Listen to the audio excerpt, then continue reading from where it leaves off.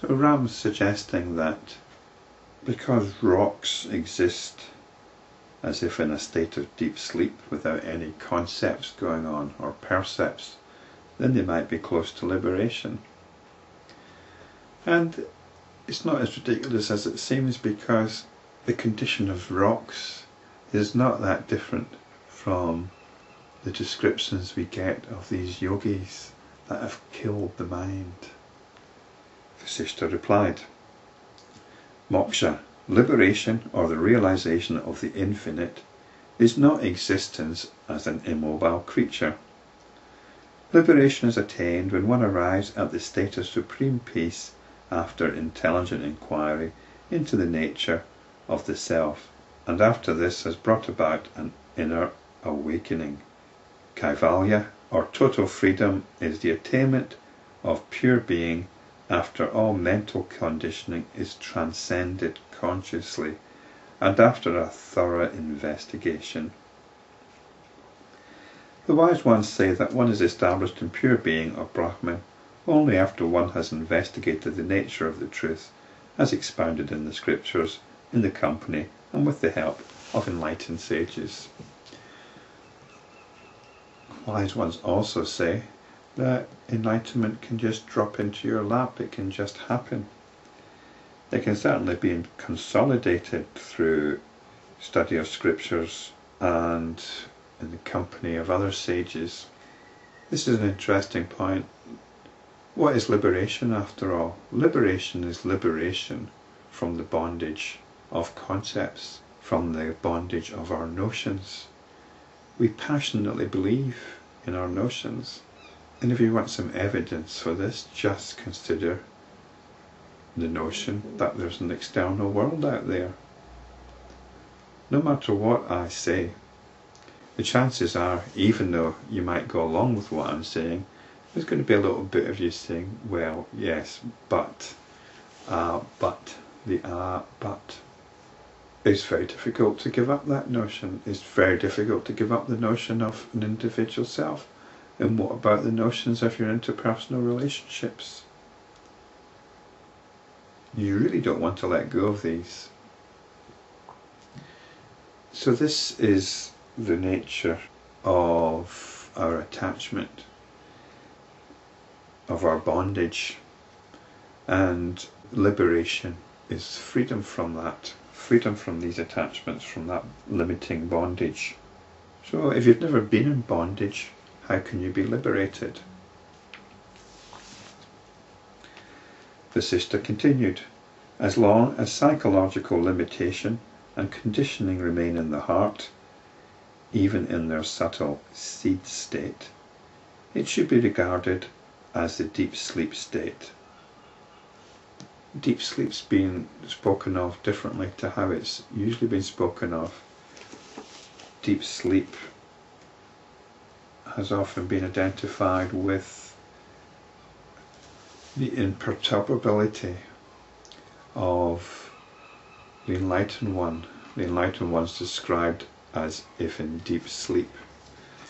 But the deep sleep is also described as the mind stuff, as that which gives rise to notions of individualized consciousness, which is close to the meaning here. It gives rise to rebirth even if a state of tranquility is experienced, and even when the mind appears to be self-absorbed. So you'll still have your psychological tendencies, even if at times you can keep the mind in a state of quiescence. It is an inert state and is the source of unhappiness. Such is the state of the insentient and immobile objects like rocks, etc. They are not free of self-limitation, vasana, but self-limitation is hidden and latent in them, even as flowers are latent in seeds and pots in clay. Where the seed of vasana exists, that state is like deep sleep. It is not perfection. When all vasanas are destroyed, and even the potentiality of the vasana does not exist, that state is known as the fourth, beyond waking dream and deep sleep, and transcendental state. It brings about perfection.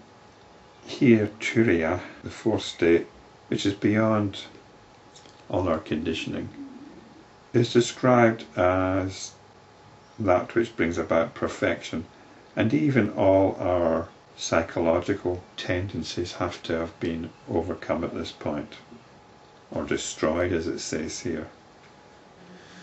The problem with this description is it's making this fourth state a dependent state. It's making this fourth state dependent on the destruction of the vasanas, of the potential for conditioning. And the fourth state is not dependent on anything. The fourth state can still be realized, but at some point we'll get caught up in our vasanas once again. You might wish to give a name to that condition whereby you have an enlightened sage that is no longer being pulled from this state. But the state itself is always there, can always be turned to, is always accessible, and is probably experienced several times a day by most people.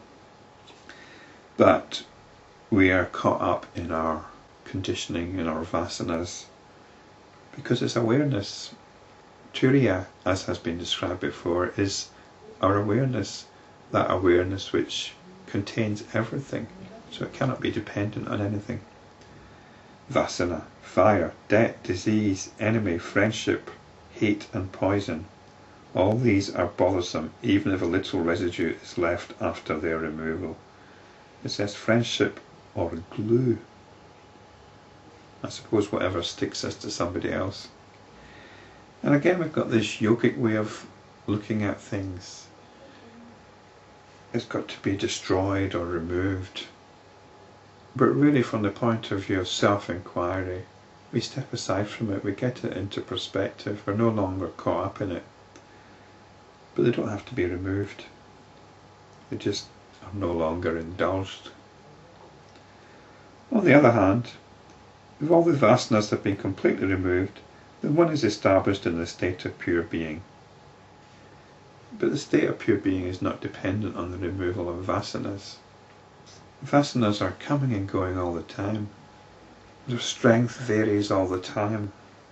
And we can turn to the state of pure being at any time. It's like the saying that the sun shines on everything. It's not dependent on anything that it shines on. And in the same way, awareness is always there. It's not dependent on anything which it contains. Whether such a one is alive or not, he is not again afflicted by sorrow. The Chit Shakti, energy consciousness, lies in immobile creatures, etc. as latent vasana. It is this Chit Shakti that determines the nature of each object. It is the fundamental characteristic of the very molecules of each object. So we've got into this philosophical considerations which might have some interest, but it's not particularly useful from the point of view of self-enquiry. However, I think in this last paragraph, the Yoga Vasishta gets us back on track.